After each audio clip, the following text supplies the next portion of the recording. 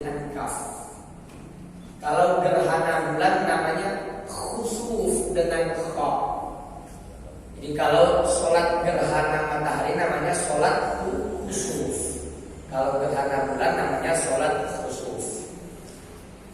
Kemudian termasuk pula di antara sholat sunnah yang disunahkan pengerjaannya secara berjamaah, yaitu sholat sunnah istisqa atau sholat sunnah meminta hujan. Bapak Ibu jamaah yang dirahmati Allah, pada sholat-sholat yang tadi sudah saya sebutkan, Rasulullah senantiasa melakukannya secara berjamaah seumur hidup Rasulullah SAW. Maka muncul pertanyaan tentunya adalah bagaimana dengan sholat tarawih? Jamaah yang dirahmati Allah, kalau kita mau jujur bahwa memang Rasulullah semasa hidup di setiap bulan Ramadan melakukan sholat tarawih secara berjamaah maksimal itu hanya 4 kali. Dalilnya apa? Disebutkan di dalam salah satu riwayat hadis dari Aisyah radhiyallahu anha, annahu shallaha layali. Bahwasanya Rasulullah sallallahu alaihi wasallam mengerjakan sholat tarawih pada beberapa malam. Fa shallauha ma'aha. Para sahabat pun ikut bersama-sama mengerjakan sholat tarawih bersama Rasulullah. Tsumma ta'akhkhara wa shallaha fi baiti ba'disya. Kemudian pada beberapa malam lainnya Rasulullah ternyata tidak datang ke masjid, melainkan mengerjakan sholat tarawih di rumah. Wa qala, apa kata Rasulullah? Khasyitu an tufrada alaikum fata'jizu anha. Aku takut, aku khawatir bahwa kalau seandainya aku mengerjakannya selama sebulan penuh di masjid secara berjamaah bersama kalian, seolah-olah itu diwajibkan bagi kalian, sehingga kalian berat untuk mengerjakannya. Maka memang benar kalau ada yang mengatakan Rasulullah tidak rutin mengerjakan sholat tarawih secara berjamaah selama sebulan penuh. Hanya saja amaliyah mengerjakan sholat tarawih secara berjamaah selama sebulan penuh itu dimulai pada masa Sayyidina Umar bin Khattab radhiyallahu anhu. Ustaz, berarti Sayyidina Umar melakukan apa yang bertentangan dengan apa yang dilakukan oleh Rasulullah? Tidak. Kenapa? Karena Rasulullah pernah mengatakan, alaikum bisunnati wa sunnatil khulafa'ir rasyidin min ba'di. Hendaklah kalian mengikuti sunnahku, kata Rasulullah, dan mengikuti sunnah para khulafa'ur rasyidin setelahku. Dan Sayyidina Umar merupakan khalifah kedua daripada 4 khulafa'ur rasyidin. Maka mengikuti Sayyidina Umar ini tentu menunjukkan bahwasanya kita juga telah mengikuti sunnah Rasulullah SAW.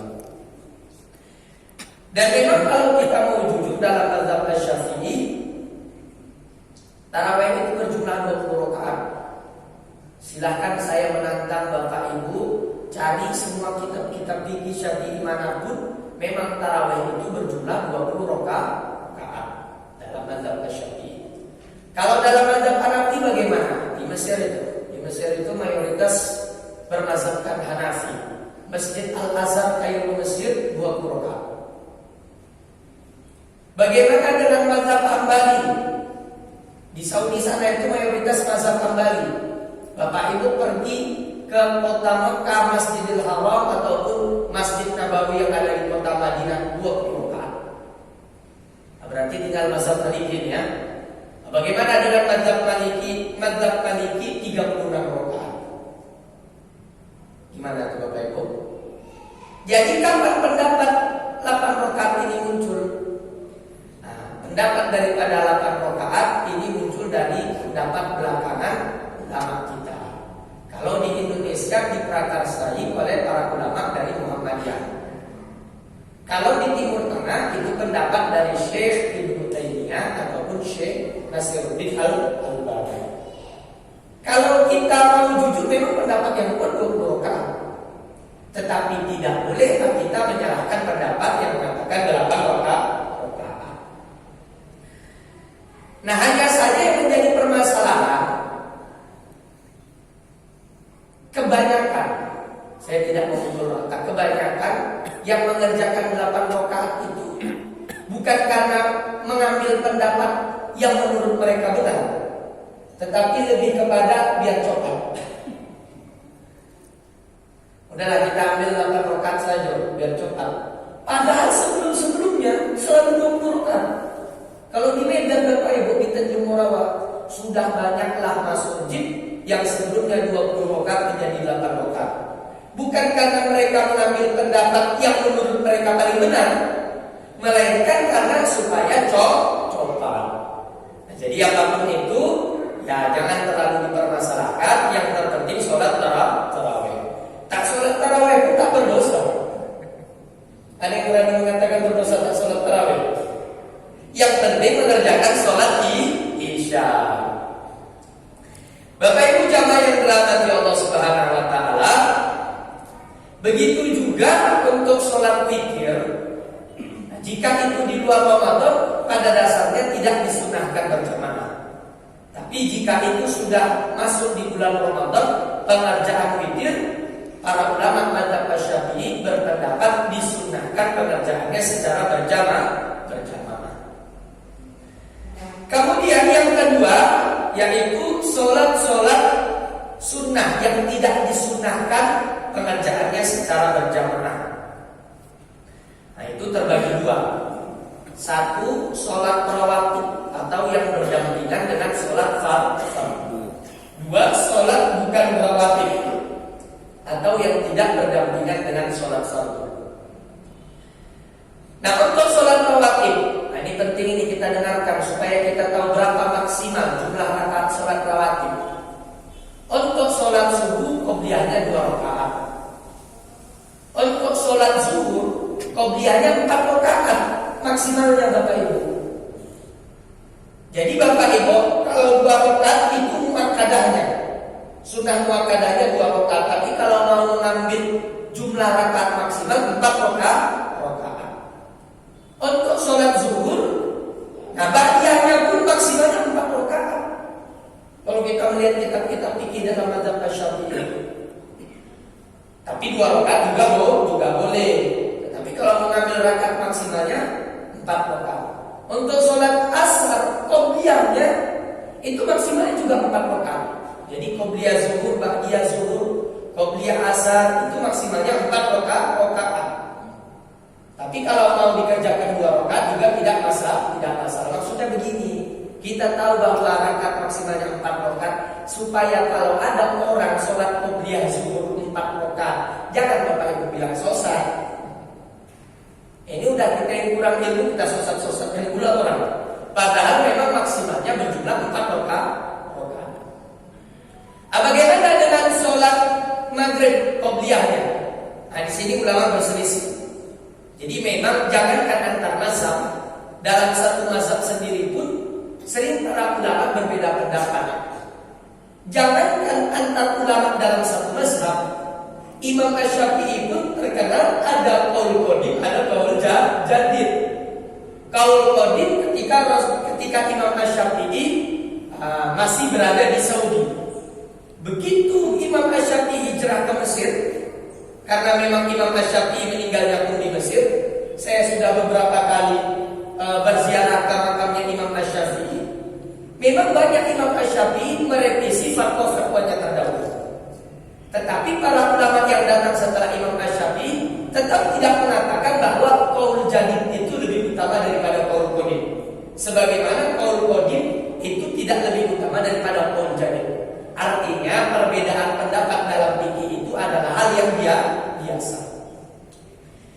Nah, untuk sholat qobliyah maghrib memang sebagian ulama madzhab Syafi'i mengatakan tidak ada. Sebahagiannya lagi juga mengatakan ada. Makanya kalau kita perhatikan masjid-masjid di Tanjung Balai ini, sebagian ada qobliyah maghribnya, sebagian tidak ada sholat qobliyah maghribnya.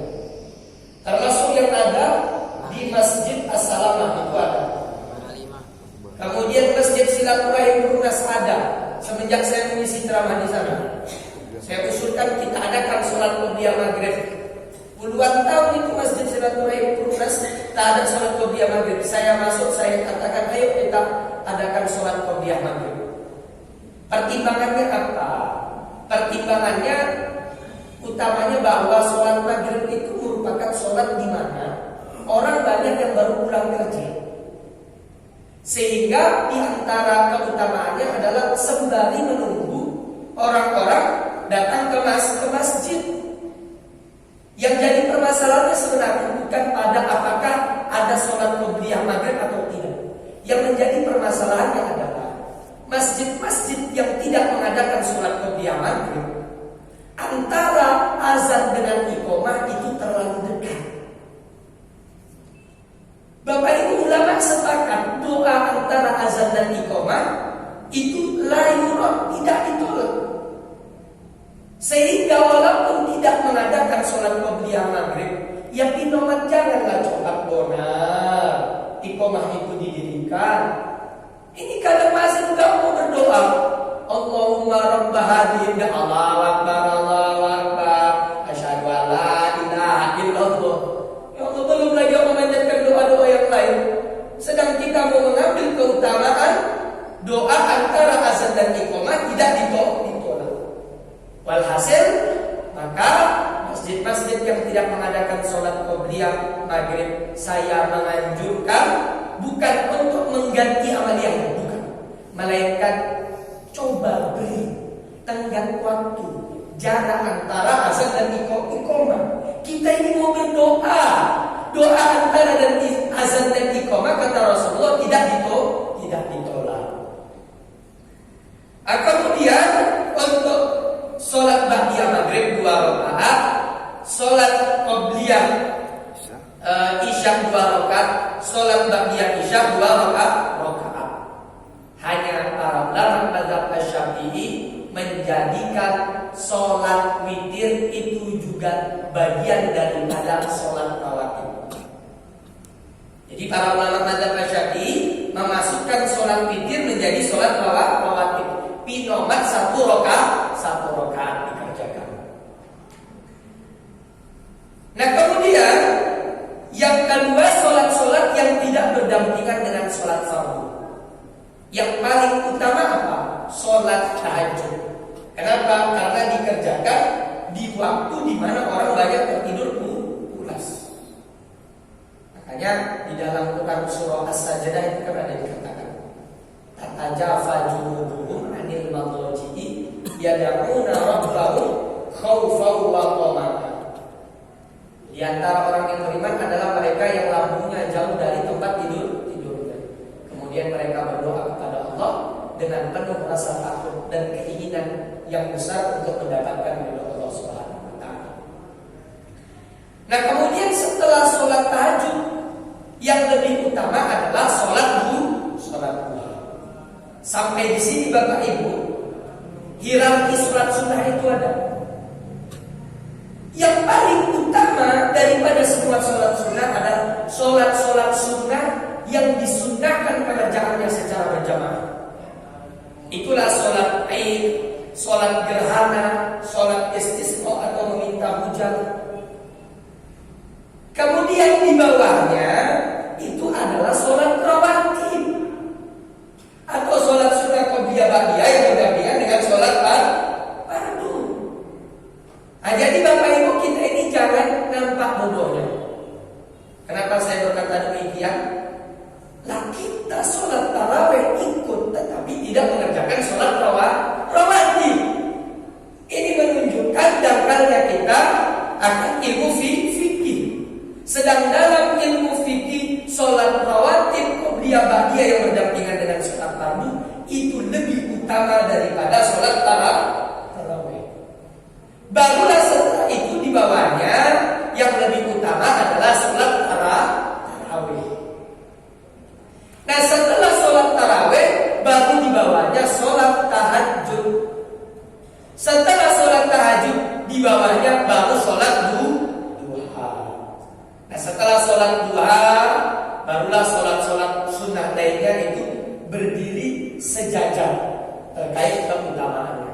Nah, Bapak Ibu jamaah yang dirahmati Allah, ini terkait sholat duha. Karena sholat duha ini merupakan sholat yang waktunya begitu panjang, tapi banyak yang meremehkan.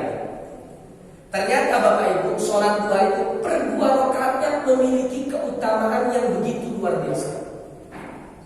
Silahkan sama-sama kita dengarkan hadis yang berkenaan dengan sholat sunnah duha. Rasulullah Shallallahu Alaihi Wasallam bersabda, "In shallaitat duha rak'ataini lam tuktab minal ghafilin." Kalau kamu mengerjakan sholat duha 2 rakaat, maka kamu tercatat sebagai orang-orang yang tidak lalai di sisi Allah Subhanahu wa taala. Aw arba'an kutibta minal muhsinin. Ustaz, mau tambah boleh? 4 rakaat. Kata Rasulullah, kalau kamu mengerjakan sholat duha 4 rakaat, maka kamu tercatat sebagai muhsinin, orang-orang yang senantiasa melakukan kebaikan. Ausintan kutibta minal qanitin. Ustaz, mau tambah lagi boleh? Kata Rasulullah, kalau kamu mengerjakan sholat duha 6 rakaat, maka kamu tercatat sebagai orang-orang yang taat di sisi Allah Subhanahu wa taala. Ustaz, mau tambah lagi boleh? Ausamanian kutibta minal faizin.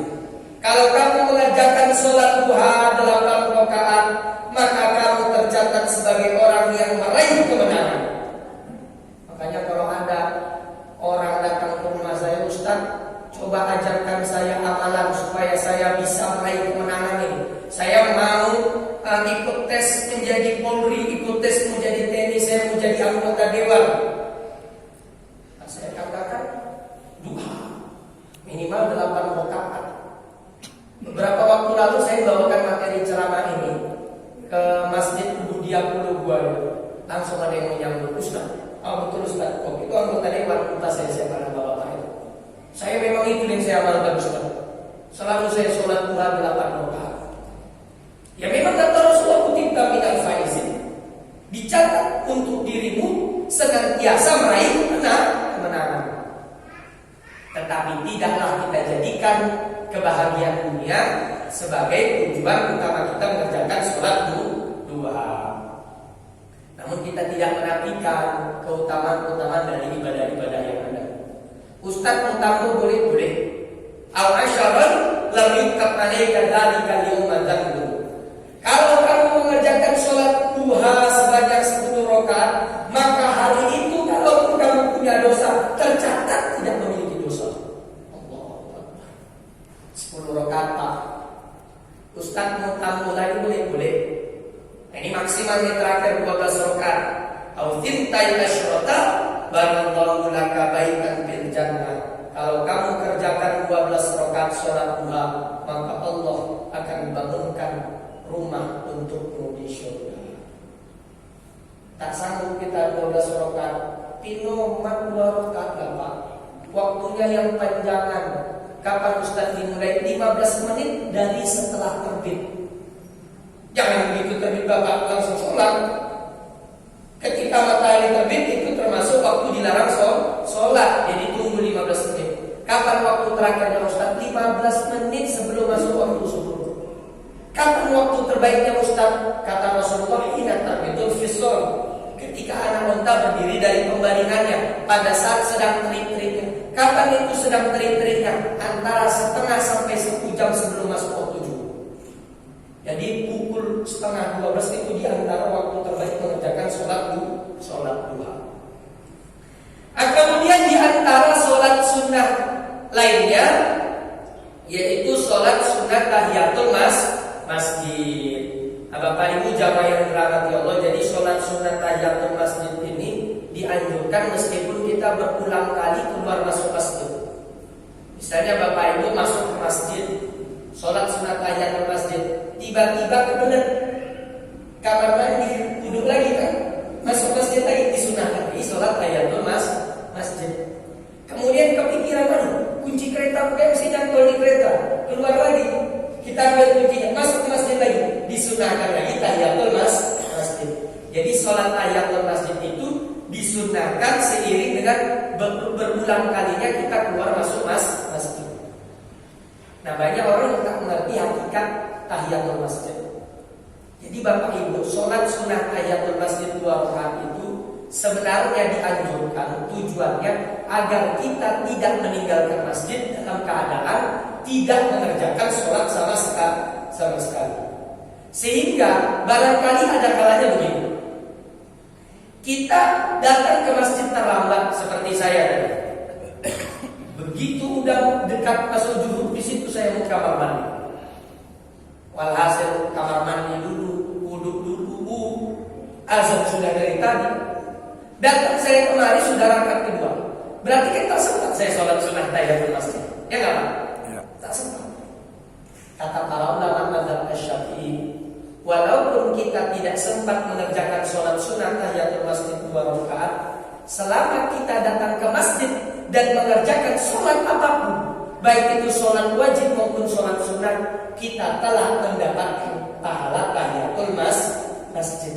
Karena pada hakikatnya tahiyatul masjid itu agar kita tidak meninggalkan masjid dalam keadaan tidak mengerjakan sholat sama sekali.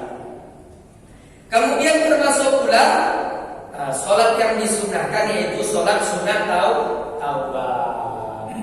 Mamin abdi ibni dzanban fayamtasil. Tidaklah seorang hamba begitu ia berbuat dosa lantas ia mandi sunat taubat. Jadi ada namanya mandi sunat taubat. Bagaimana Ustaz caranya? Sama kayak mandi wajib. Gimana Ustaz tata cara mandi wajib? Anak udah 5 nggak tahu tata cara mandi wajib yang gawat karena itu. Yang rukunnya kan cuma 2. 1 memasang niat, yang kedua membasahi sekujur tubuh dengan air yang suci lagi mensucikan. Nah, ini banyak tak ngerti ya, Bapak Ibu kalau mandi wajib tuntaskan dulu mandi wajibnya, baru mau pakai sampo silakan. Kalau Bapak Ibu belum menuntaskan mandi wajibnya, ini belum lagi terbasuh sekujur tubuh dengan air yang suci lagi mensucikan, Bapak Ibu udah bersampo, Bapak Ibu sudah bersabun, Bapak Ibu guyur itu dengan airnya udah gak suci mensucikan lagi. Kenapa? Airnya sudah tercampur dengan air sabun, udah tercampur dengan air sampo. Airnya suci tapi tidak mensucikan. Makanya kalau Bapak Ibu mandi wajib jangan buru-buru menggunakan sabun ataupun sampo. Tuntaskan terlebih dahulu, guyur sekujur tubuh, jangan sisakan walaupun sedikit, basahi seluruh tubuh dengan air yang suci dan mensucikan. Air suci dan mensucikan itu air mutlak yang tidak tercampur oleh sesuatu apapun. Kalau udah tercampur dengan sabun apalagi sampo, maka airnya itu udah tidak suci dan mensucikan. Kadang baru kita guyur dengan segayung air, udah kita memakai sampo, udah kita memakai sabun, lantas kita baru guyur lagi. Nah, air yang sudah tercampur dengan sabun dan dengan sampo itu sudah masih suci tetapi tidak mensucikan lagi. Nah, jadi ada mandi sunat taubat. Nah, kata Rasulullah setelah mandi sunat taubat barulah kita yusolli raka'ataini, sholat sebanyak 2 rakaat. Itu yang dimaksud dengan sholat sunat taubat. Tsumma yastaghfirullah, kemudian kita memperbanyak memohon ampun kepada Allah. Kemudian di antara sholat sunnah yang dianjurkan pula yaitu sholat sunnah tasbih, yang sebenarnya dianjurkan setiap hari. Kalau tidak bisa setiap hari, pinomat seminggu sekali. Kalau tidak seminggu sekali, pinomat sebulan sekali. Kalau tidak bisa sebulan sekali, pinomat setahun sekali. Kalau tidak bisa setahun sekali, pinomat sekali seumur hidup. Laukana dzunubuka mithla zabadil bahri. Kalaulah seandainya kamu punya dosamu itu sebanyak buih di lautan, kemudian kamu mengerjakan sholat sunnah tasbih, la ghafarallahu laka, niscaya Allah akan memberikan ampunan kepadamu. Kemudian termasuk pula di antara sholat yang disunahkan sholat istikharah, sholat dengan tujuan untuk meminta pilihan kepada Allah. Kemudian termasuk juga sholat sunnah safar. Sholat sunnah safar ini bagaimana Ustaz? Bapak Ibu berulang melakukan safar qashar, safar yang membolehkan kita melakukan qashar sholat. Dalam mazhab Syafi'i minimal kurang lebih 81 km. Pulang dari melakukan safar, Bapak Ibu jangan langsung pulang ke rumah, singgah ke masjid ataupun mushola, kerjakan sholat sunnah safar. Nah, kebanyakan ini diamalkan orang-orang yang baru pulang dari berangkat haji. Sebenarnya tak mesti pulang dari berangkat haji. Safar apapun itu selama safar yang dibolehkan, maka kita boleh mengerjakan sholat sunnah safar. Kemudian sholat sunnah wudhu. Ini sholat yang menjadi amalan daripada Bilal bin Rabah, sehingga perompanya sudah terlebih dahulu berada di surga. Ketika ditanya oleh Rasulullah apa jawaban Bilal, karena beliau senantiasa menjaga wudhu, batal wudhu lagi, batal wudhu lagi, batal wudhu lagi. Kemudian selalu setiap selesai wudhu, Bilal bin Rabah mengerjakan sholat sunnah 2 rakaat. Nah, itulah yang disebut dengan sholat sunnah wudhu. Kemudian termasuk pula sholat sunnah awwabin. Apa Bapak Ibu? Sholat sunnah awwabin adalah mazhab Syafi'i, ada namanya sholat sunnah awwabin. Berapa rakaat? Ustaz 6 rakaat. Tapi minimal boleh 2 rakaat, maksimal 20 rakaat. Ini keutamaan yang luar biasa ya Bapak Ibu. Saya bacakan hadisnya. Rasulullah SAW bersabda, "Man shalla 6 raka'atin bainal maghribi wal isya." Barang siapa yang mengerjakan sholat 6 rakaat antara maghrib dan isya, kataballahu lahu ibadatan tsnatai asyrata sanatan. Allah akan catatkan untuknya pahala bahwa ia sudah beribadah selama 12 tahun penuh. Makanya kalau ada yang bertanya kepada saya, Ustaz, hidup saya banyak sekali sudah saya gunakan untuk melakukan segala macam kesia-siaan. Puluhan tahun banyak waktu saya lewatkan untuk melakukan kebaikan. Kira-kira Ustaz, apa amalan yang dapat saya amalkan untuk mengejar ketertinggalan saya? Tentu sholat wajib terus dikodok kalau seandainya ditinggalkan. Karena sholat sunnah apapun tidak akan pernah bisa mengganti 2 rakaat sholat subuh yang ditinggalkan. Tapi barangkali kita mau mengerjakan atau menambah amalia-amalia lainnya.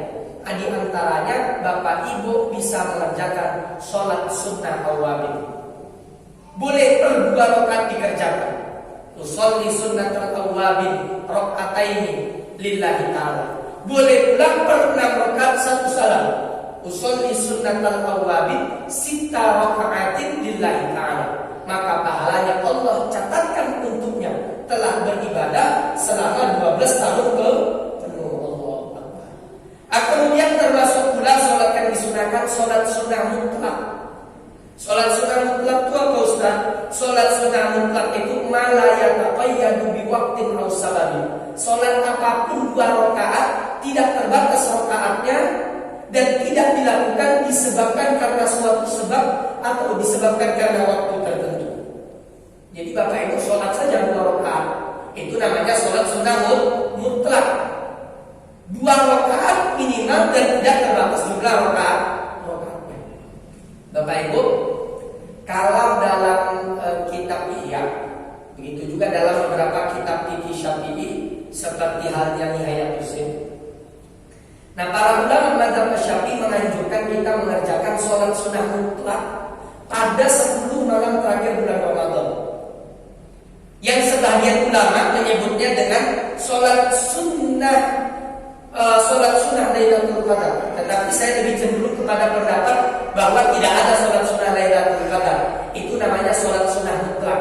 Berdasarkan riwayat hadis yang sahih, man qama Lailatul Qadri imanan wa ihtisaban ghufira lahu ma taqaddama min dzambi. Barang siapa yang menghidupkan malam pada Lailatul Qadar dengan mengerjakan sholat sunnah. Di sini ulama berselisih mengatakan bahwa yang dimaksud sholat sunnah Lailatul Qadar, sebagian ulama mengatakan itu sholat sunnah mutlak saja, sholat sunnah 2 rakaat saja. Saya cenderung kepada pendapat yang mengatakan sholat sunnah mutlak. Nah, barang siapa yang mengerjakan sholat sunnah 2 rakaat pada malam atau pada Lailatul Qadar, maka Allah akan mengampuni dosa-dosanya di masa lalu. Makanya sebagian kitab-kitab fikih bahkan melampirkan riwayat-riwayat dari kalangan sahabat terkait amalia sholat sunnah mutlak pada Lailatul Qadar. Itu Bapak Ibu sholat sunnah 2 rakaat, setiap atau per rakaatnya setelah membaca surah Al-Fatihah, Bapak Ibu baca surah Al-Ikhlas sebanyak 7 kali. Jadi sholat 2 rakaat usolli sunnatan mutlak raka'ataini lillahi ta'ala, atau usolli sunnatan tanpa ada kata mutlaknya boleh. Usolli sunnatan raka'ataini lillahi ta'ala. Setiap rakaatnya setelah membaca Al-Fatihah, baca Quran surah Al-Ikhlas sebanyak 7 kali. Mudah-mudahan kita termasuk di antara yang mendapatkan bagian daripada Lailatul Qadar. Atau Bapak Ibu, kalau kata Imam Syafi'i dalam kitab Al-Um, Lailatul Qadar ini kita mendapatkan bagiannya selama kita menjaga sholat Isya dan subuh secara berjamaah. Begitu kata Imam Syafi'i. Barang siapa yang mengerjakan sholat Isya berjamaah dan subuh berjamaah selama bulan Ramadan, maka dia telah mendapatkan bagian daripada Lailatul Qadar. Barangkali demikian, ini yang menjadi kaji kita pada siang yang berbahagia ini. Mungkin di sana sini ada pertanyaan terkait yang disampaikan maupun di luar dari yang disampaikan, dipersilakan.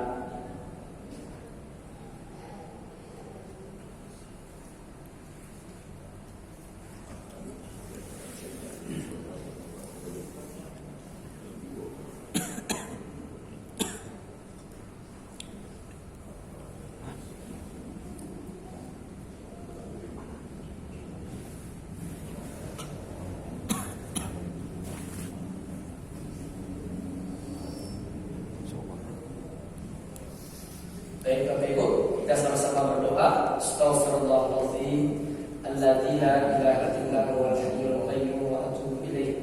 Na'udzu billahi minasy syaithanir rajim. Bismillahirrahmanirrahim. Alhamdulillahirabbil alamin wassalatu wassalamu ala asyrafil anbiya'i wal mursalin sayyidina Muhammadin wa ala alihi wa sahbihi ajma'in. Amin. Allahumma ja'al jam'ana hadza jam'an marhuman wa tafarruqana min ba'dihi tafarruqan ma'suman. Allahumma innaka 'afuwwun tuhibbul 'afwa fa'fu 'anna. Allahumma inna nas'aluka ilman nafi'an wa rizqan thayyiban wa 'amalan mutaqabbalan. Rabbana atina fid dunya hasanah wa fil akhirati hasanah wa qina 'adzabannar. Subhana rabbika rabbil 'izzati 'amma yasifun wa salamun 'alal